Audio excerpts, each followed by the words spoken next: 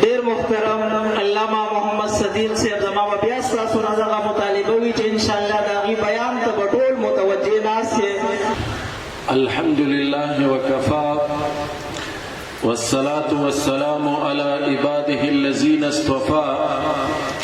خصوصا على سيدنا ومولانا محمد المصطفى وعلى آله وأصحابه أجمعين أولي الصدق والصفاء. أما بعد فأعوذ بالله من الشيطان الرجيم. بسم الله الرحمن الرحيم. والذين هم عن اللغو معرضون. وقال النبي صلى الله عليه وسلم خير الناس من ينفع الناس. صدق الله العظيم. قابل قدر معزز و محترم و مکرم علماء کرام حضرات، خصوصا دغه جامعہ انوار القرآن محتمم و دغه پروگرام داعی حضرت مولانا قاری محمد شعیب صاحب دامت برکاتهم پسٹیج باندې تشریف فرما، علماء کرام حضرات او په پندال کې ناست ډیرو معززو مشرانو کشرانو په دین باندې مینو عامو مسلمانانو رونو، حضرت مولانا مفتی سید محمد نعیم فریدی سے داغا مشهور امام آغا انتہائی سنجیدہ باوقار او با مقصدہ پروگرام کے ماتا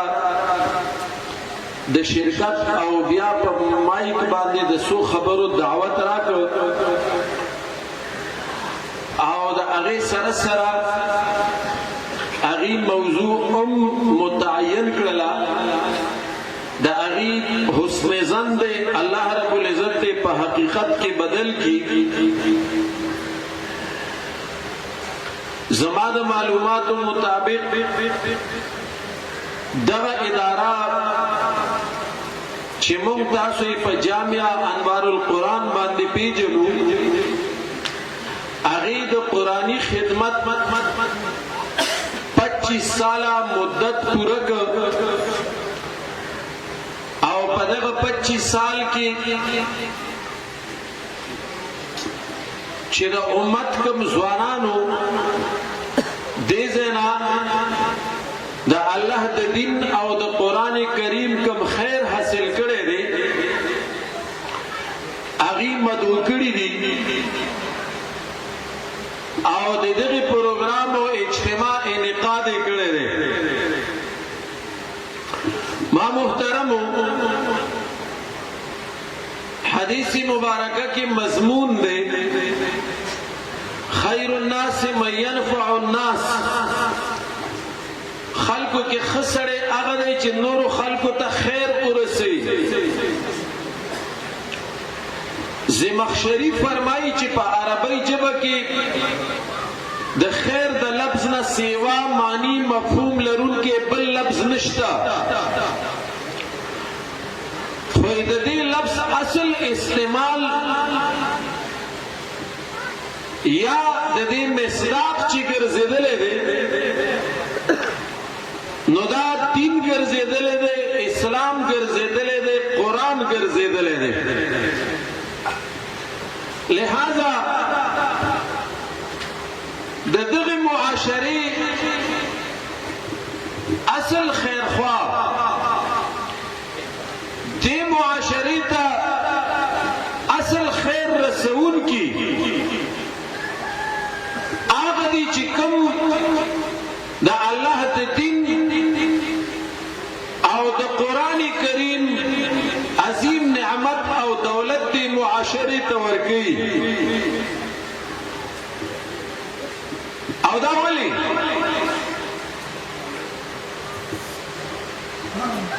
یو سړی دی هغه د دنیا په اعتبار سره چاته خیر ورسو، د یو غریب د یو ضرورتمند د یو مصیبت زده د یو مسکین په کار باندې راغی او هغه سره تعاون وکړه دوم د انسانیت ته خیر ورسو خو زما محترمو د دنیا ژوند عارضي دی او د ده په مقابله کې د آخرت ژوند مستقل دی د دنیا تکلیف معمولی دی او د دې په مقابله کې د آخرت تکلیف دا ډېر لوی دی د دنیا خوشحالي عارضي ده او د دې په مقابله کې د آخرت خوشحالي اصل او مستقل ده نو په دغه د دغه نه ختمېدونکي ژوند کې د کامیابۍ دپاره او د دغه نه ختمېدونکي ژوند کې د ناکامۍ نه د بچ کېدو دپاره او په دغه نه ختمېدونکي ژوند کې د خوشحالۍ د حصول دپاره چې کوم خیر بنیاد ګرځي نو دا اصل خیر دی ولی د دنیا ژوند عریضي دی د دنیا خوشحالي عریضي ده د دنیا تکلیف معمولی دی د دې په مقابل کې د آخرت ژوند مستقل دی د هغې خوشحالي اصل خوشحالي ده د هغې کامیابي اصل خوشحالي ده لہذا د دې معاشرې خیرخوا هغه دی چې هغه یو انسان د آخرت د ناکامۍ نه بچ کړي او د آخرت کامیابۍ سره مخامخ کړي او د آخرت تکلیف نه بچ کی او د آخرت د سوکالۍ خوشحالۍ سره مخامخ کی د دې معاشرې خیرخوا دي دا اداره د دې محتمم صاحب د دې مدرسین او د دې معاونین دا د دې امت اصل خیرخوا دي او دا زموږ د آخرت د کامیابۍ فکر کوي لہذا د دغه عظیم و شان فرمان مصداق هغه خلک ګرځي چې کوم خلک د انسانیت د آخرت خیر لټي دې ادارې 25 ساله دغه خدمات سره انجام کړل الله رب العزت دې په خپل دربار عالیه کې قبول وګرځي او زموږ استادو د دنیا او د آخرت د خیر او د فلاح او د نجات ذریعہ دې وګرځي ما محترم زموږ د نوی نسل اصل مشکل څه دی زموږ د نوی نسل اصل مشکل دا دی چې زموږ نوی نسل ته د خپل مشکل احساس نه کیږي د کوم مشکل احساس چې انسان ته وشي بیا د هغې حل مروباسي او هغه مشکل پاتې نشي نن موږ د نوي نسل ته د خپل مشکل احساس نشته چې زموږ مشکل څه څیز دی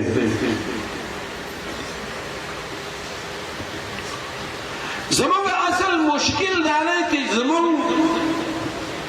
وخت زموږ ژوند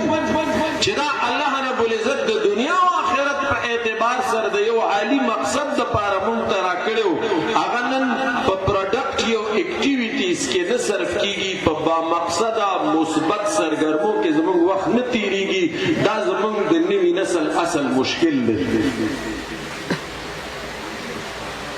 او دا زموږ د نیو جنریشن اصل مسئله ده چې موږ دې طرف ته راشو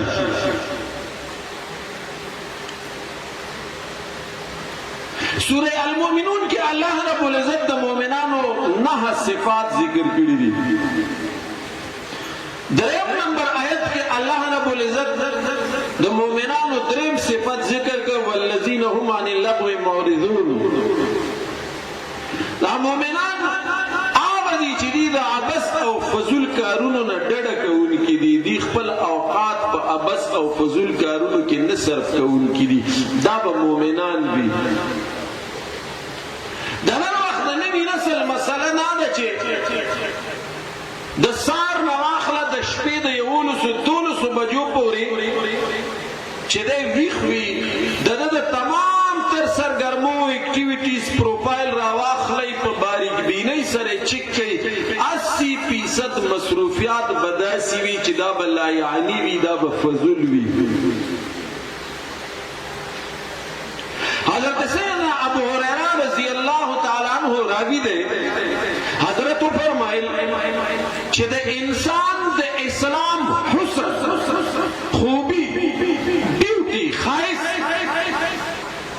څه څیز دی اسلام په خپل مزاج کې په خپل نیچر کې د ښایستونو مجموعه ده څه مطلب چې کله اسلام د انسان د من دنیا تسخیر کی اول خپل ځای پیدا کی نو په خارجي ژوند کې به د دې علامت څه دغه حسن ته اشاره ده نو کله چې انسان اسلام قبول کی او د دل او دماغ دنیا روښانه کی نو د دې اسلام د حسن اظهار چې د په پرسنالټي او شخصیت کې کیږي ابدای چې د بدل لایانه سيزونو نه د لایاني کارونو نه ځان بچ ساتي علامہ ساوی رحمت الله علیه د لایانی کار تعریف دا کړی دی هر هغه کار چې نه پکې د انسان د دنیا خیر وي نه پکې د آخرت خیر وي دې ته لایانی کار ویل کېږي د نن وخت د نوي نسل له ټولو لویه مسله دا ده او د دې وخت پوهان د دې وخت دانشوران د دې وخت په سماج په نبض باندې پویا خلک مشران سپینګری والدین علما هغوی د دې مسلې حل راوینوي چې اوس به نوې نسل د دې وخت به موږ په پروډکټ کې او په پازیټیو اکټیویټیز کې به په مثبت سرګرمو کې به موږ څنګه مسؤل پکو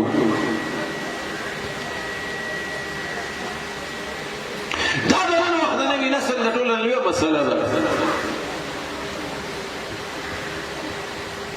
موږ ته درخواست کوو چې دا خو الله د یو عالی مقصد دپاره دا جرم موږ له راکړی خپل مقصد باندې په مقصد تخلیق باندې لږ سوچ پکار دی وما خلقت الجن والانس الا ليعبدون یا صاحب د روح المانی د ليعبدون تفسیر کوي په ليعرفون باندې چې الله من او پیژنو په اصل مانو کې چې کله سره یو هستی او پیژني بیا دا خبره منل ورته آسان شي د ليعبدون په مقام د فایز کېدو لپاره د ليعرفون سټیرز پوره استعمال کړله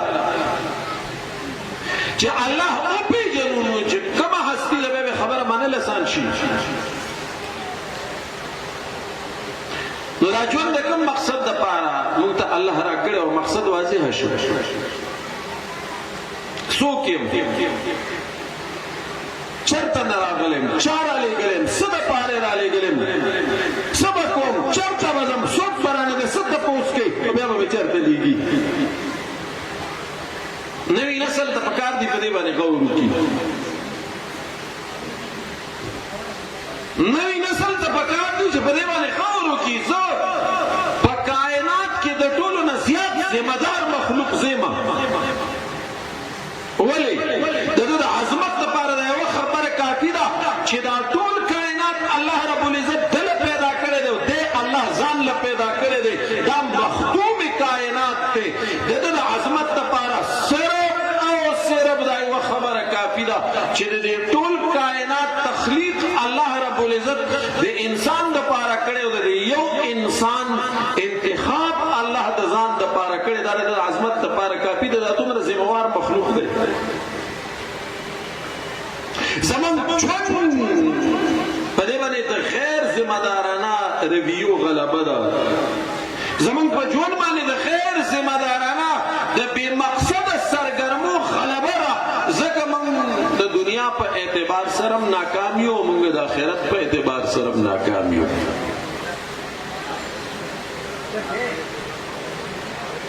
امام غزالی رحمت الله علیه یو کتاب لیکلی ایها الولد ای زما بچیا او یو روایت یې راوړلی دی او داسې قریب قریب مضمون د امام حسن بصري صاحب په یو قول کې میلاویږي وی فرمایل علامات اعراض الله تعالی عن العبد د کوم انسان نه چې الله خپل د رحم نظر پورته کړي التفات رحم ورته کوي و د دې علامت بسې د دې خبرې به څه علامت چې الله مانه رضا دی که نه دی الله ماته د رحم نظر کوي که نه کوي نو وی فرمایل اشتغالو بما لا یعنیه دا سړی به الله په لا یعنی ابس کارونو کې مبتلا کړي کله چې الله د یو انسان نه خپل د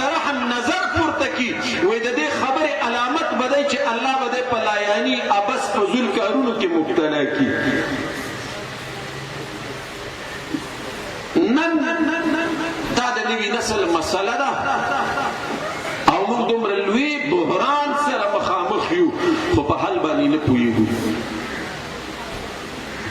دومره لوی بحران سره مخامخ یو او په حل باندې نه پوهېږو. کېږي به څه؟ کې طرف ته راتګ لږ پکار دی.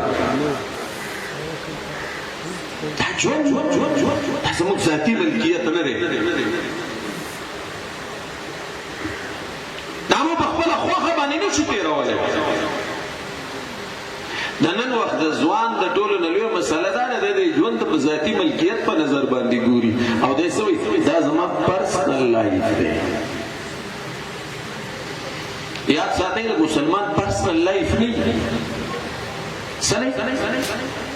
پرسنل لایف د مسلمان نه وي. وایي دا زما پرسنل لایف دی. ته چې کوم قدم پورته کوې دا به په پنځو ځایونو کې یو نه یو ځای کنیکټ پکار دی. د دې وابستګي یو نه یو ځای پکار ده. زه ځوانانو ته درخواست کوم دی چې کوم قدم پورته کوي اول سوچ دې وکړي چې زما د دې قدم نه د الله رضا ته څه تقویت میلاویږي. نمبر دویم زما د دې قدم نه د حضور نبی کریم علیه السلام اتباع ته څه تقویت میلاویږي. نمبر دریم زما د مور پلار زما نه څه ایکسپیکټیشنز دي، څه توقعات دي، څه خواهشات دي، هغې ته دې څه تقویت میلاویږي. نمبر څلورم زما ذات ته د دې نه څه خیر او فایده ده. نمبر پنځم دې ملک ته دې قوم ته دې انسانیت ته د دې قدم نه څه خیر دی. دا وخت ستا ذاتي ملکیت ته نه چې ته دا زما پرسنل لایف دی. دا زما پرسنل لایف دی نه. او بل دا ده چې ته سوشلی افیلیټډ یې، ته سماجي ته ور وابسته ستا د پرسنل ایکشن ستا د ذاتي عمل نسبت په معاشره کې مختلف خلکو ته کېږي په مختلف سټیجز باندې. په دې کلي کې جوز آبادي سیوا شوې ده. د سپینګیري مشران ناست دي. ډېر ځوانان به داسې چې دوی به نه پېژني حالانکې د هغوی مشران د هغوی پلرونه نیکونه کورنۍ به پېژني ځوان به نه پېژني. نو چې کله دا ځوان نامناسبه قدم پورته کړي نه پېژني نو دا مشران یو بل ته وایي هلکه دا د چا زوی دی، د چا نوسی دی، د کومې کورنۍ دی. ستا د ذاتي عمل نسبت خلکو ستا مور پلار او ستا خانداني پس منظر او بیکګراوند ته وکړو. ستا مور پلار او خاندان یې په کټهره کې ودروله. قد خلق قدم ستا دی، خلک ستا مور پلار په کټهره کې ودرېږي. او که په چارسده کې دی یو غلط کار وکړو په بازار کې نو وایي ما دا رزړو والا دغه شانتګي دي. دا خو ستا پرسنل ایکشن دی، ستا ذاتي عمل دی، ته زما پرسنل لایف دی. بیا خلک په چارسدې بازار کې د رزړو کلی ولې یادوي؟ ته سماجي ته ور وابسته. او که په پېښور کې د غلط قدم پورته کړ خلک به وایي دا چارسدې والا ټول دغه شانتګي دي. او که په لاهور کراچۍ اسلام آباد کې د غلط قدم پورته کړ وایي به دا خیبر پښتونخوا والا پښتانه دغه شانتګي دي. او که په سعودي عرب او ملیشیا کې د غلط قدم پورته کړ وایي به دا پاکستانیان دغه شانتګي دي. او که په یورپ او امریکا او کینیډا او استرالیا کې د یو غلط قدم پورته کړ نو وایي به دا مسلمانان دغه شانتګي دي. ستا پرسنل ته چې ستا پرسنل لایف وې ته چې ذاتي ژوند څه ته وې دا سوشل افیلیټډ دی. کله به ستا د ذاتي خلق قدم د وجې نه خلک ستا مور پلار او خاندان په کټهره کې ودرئ. کله به ستا کلي علاقه په کټهره کې ودرئ. کله به ستا پوره ډسټرکټ او ضلع ته د هغې نسبت کېږي. کله به ستا پوره قوم او صوبې ته د هغې نسبت کېږي. کله به پوره ملک ته د هغې نسبت کېږي. او کله به ستا د ذاتي خلق قدم نسبت پوره امت ته کېږي. شو د بیګله د مسلمان پرسنل لایف نه وي. پرسنل لایف نه وي. ولې ستا مور پلار ته د دې نسبت وشو؟ ولې ستا خاندان خلکو په دې سټیج باندې ودرو دا د پلاني کورنۍ کورنۍ سره تعلق ساتي اټ مین چې ته سوشلی افیلیټډ ته سماجی ته ور وابسته دا د غیر ذمہ دارانه رویه مظاهره ده چې ته زه دا زما پرسنل لایف دی دا د غیر ذمہ دارانه رویه انتها ده چې دا زما پرسنل لایف دی او دې دا مطلب دی چې دا قدم پورته کې ستاسو د ژوند په یو منټ باندې د خلکو حقوق دي په لکه د ارچا کنټریبیوشن دی دا ته چې د مور نه پیدا شوې خپل کیفیت رعایت کا او نن ته په دې سټیج باندې ولاله دې زه ته چر رسیدلې نو استاد دې زه ته رسیدو کې صرف استاد مور پلار کنټریبیوشن نه دی د دې ټول معاشري د دې ټول ملک او د دې ټول قوم کنټریبیوشن دی دی وجه استاد په ژوند باندې د دې ټول قوم حق دی ته کنن د دوه خبرو جوګه ګرځیدلې په سټیج ته په اداره کې سبق ویلې دی نو دغه ادارې څومره اخراجات دي سیلریز دي تنخواګانې ورکوي یوټیلیټیز بل ورکوي هغه د دې قوم د اجتماعي ټیکسیشن د سیستم نه راوتلی شي دی دا ستا پرسنل لایف هم نه دی ته صرف دغه شانته کې وچ کلک کوتک نه ته د یو قوم یو فرد او نماینده فرد دا د خاندان یونټ او اکایي ده یعنې څو افراد چې راغون شي د خاندان جوړېږي او خاندان د معاشرې او د سماج یونټ او اکایي ده څو خاندانونه چې راوشي دا یې معاشره په وجود کې راځي نو ته د معاشري یونټ او اکایي ته د دې نه جدا نه ته د زما پرسنل لایف دی څه شی دی باید چې ته کوم قدم پورته کړې په هر لحاظ سره پازیټیو وي کنسټرکټیو دی وي پروډکټیو دی وي مثبت دی وي تعمیري دی وي او چې د هغې نه معاشرې ته څه خیر وي زه دا خبره ډېره کومه د خلیفه هارون رشید دربار ته یو هلک راغی وایي زه یو کرتب خیم ډېره ښه د هغې وزګار خلک وو اجازت میلاو شو د دربار په قالین کې په څه فاصله باندې د ستنو د ګنډلو ستن نه دی خفه کړه او بیا ورته دلته په څه فاصله ودرېدو نهه ستنې ورسره دي یوه ستنه راغلي داسې ولي د ستنې په سر کې څوم نه د تار دپاره پای کې تېرېږي نهه واړه ستنې تېرې کړې نو دا خو یو پوټینشل یو صلاحیت یو ټیلنټ و او ګران کار هم دی لکه دې سټیج ته چې سړی راشي دا په دې باندې څومره پریکټس کړي څومره وخت به یې دې له ورکړي نو خلیفه هارون رشید وویل چې دې هلک له 10 دیناره انعام ورکوي او 10 کوړې ووهئ خلک حیران پاتې شو عجیب و غریب اپریسیشن 10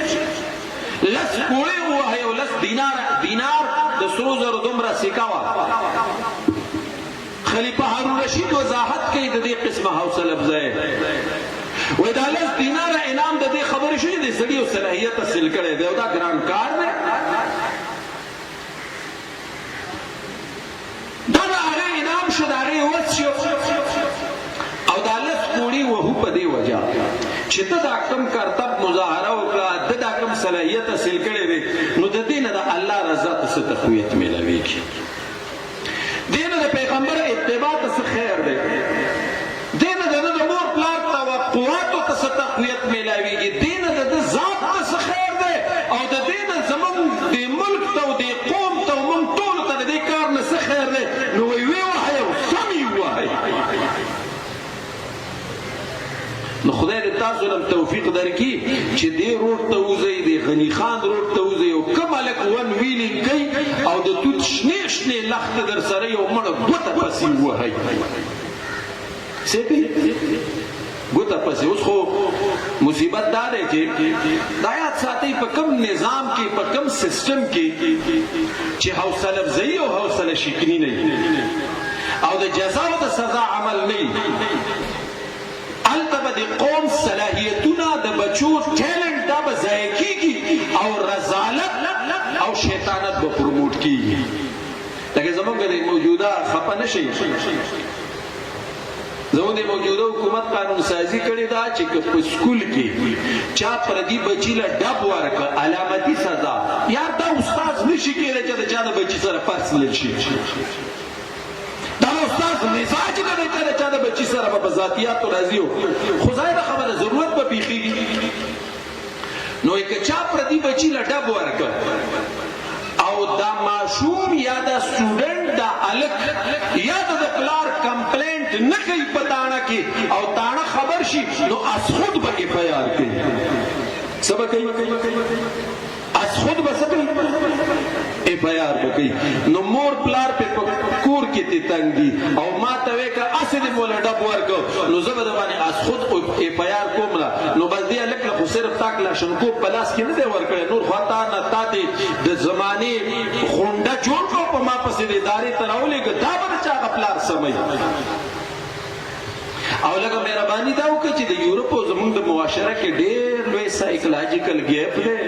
هغوی په پیرنټینګ کار کړی دی، هغوی د خپلو بچو تربیت په صحیح طریقه باندې کړی دی. چې سکولینګ لیول ته راځي د هغې ماشوم داسې لکه برایلر چرګ او ستا هغه چې سکول ته راشي داسې لکه به د ډیرانونو کې دا کورنۍ چرګ بانګي ګرځي چې هر ځای کې وزرې مو یو بانګونه مو یو بد حال یې تړلی. ستا د معاشرې د ماشوم مثال د کور د دیسي بانګي دی او د هغه د معاشرې د ماشوم مثال د برایلر چرګ دی. هغه لا په ټخ ټخ هم نه ورځي. نو که هلته دا قانوني نو ټیک ده. نو ته خو خدای په سترګو تاړونکی چې ته د کومې معاشرې اوسېدونکی یار. نو نهارس کوو چې د نن وخت د ځوان دا ټوله لویه مسله ده او د ده لوی سایکولوژیکل پرابلم څه دی چې دی زاید په ظاهره باندې مصروف په نظر راځي خو د ده په مصروفیاتو پسې شاته څه عالي مقصد نشته دی. د آکسفورډ یونیورسټي یو پروفیسر دی، پروفیسر جوړ، یو کتاب یې لیکلی دی ګایډ ټو ماډرن ویکټمز. هغه قیمتي خبره کړې ده. هغه وایي چې زمونږ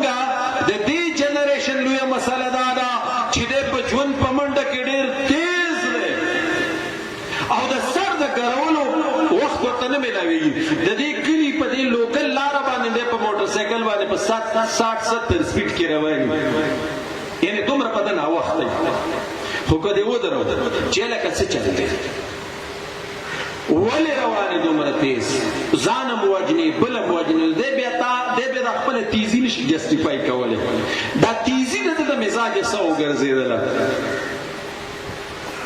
او د تیزۍ پسې شاته څه عالي مقصد نشته. که ستاسو خیال د افغانستان باندې چې امریکې حمله وکړله 2001 کې نو د ټولې دنیا میډیا زموږ د ملک ته راغله ولې چې ډېر احتجاج او رد عمل او قیسې دلته وې. نو د نیویارک ټایم دا د امریکا یو ډېر زیات زوړ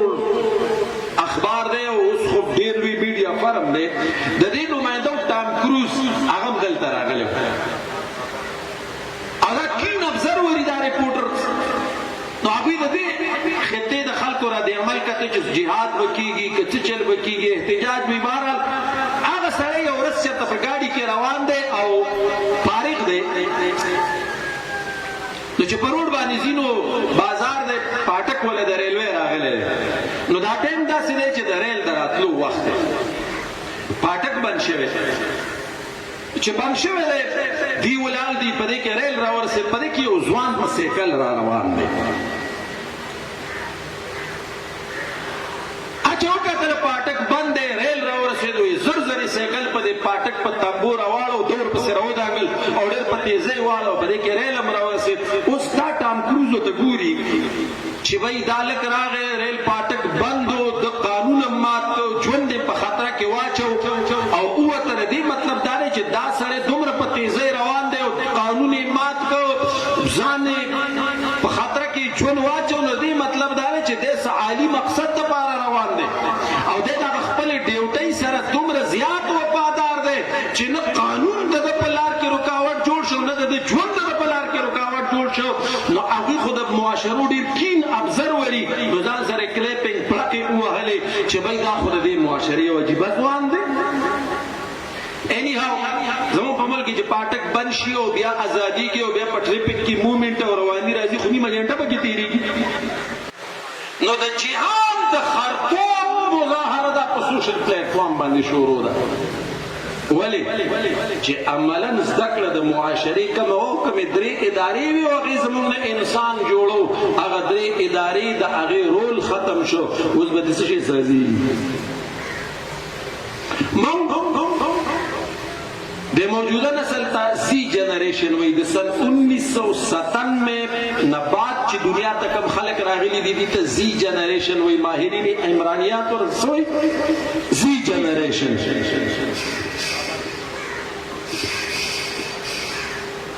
د سایکالوجي علم نفسیات یو اصول دي او موږ یو ټرم یو اصطلاح استعمالو کلین افیکټ دا هغه مطلب دا دی چې دنیا د کله نه آباده شوې ده تر اوس وخته پورې هر موجوده نسل د لرنینګ د زده کړې د انډرسټینډینګ د پوهې د سمج او د ډیسیژن میکینګ د فیصله سازۍ په قوت کې دا د خپل آبا او اجداد د خپل پلار او ترو نیکه نه به دا سړی سټرانګ وي مضبوط به وي د سایکالوجي دا اصطلاح وایي